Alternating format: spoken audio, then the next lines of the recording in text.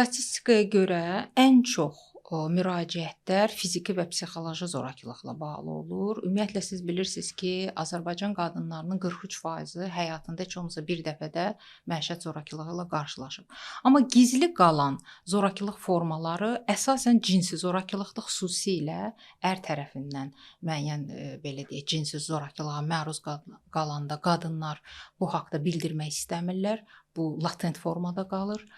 Daha sonra məişət zəminində iqtisadi zorakılıq. Bunun təzahür formaları nə cürdür? Məsələn, qadına işləməyə icazə verilmir. Onu maddi müəyyən dərəcədə asılı vəziyyətdə saxlanılır həmin qadın və bu nəticədə elə bir vəziyyətə gətirib çıxardır ki, qadın qorxur müraciət etməyə, çünki o özünü çox köməksiz, gücsüz hiss eləyir.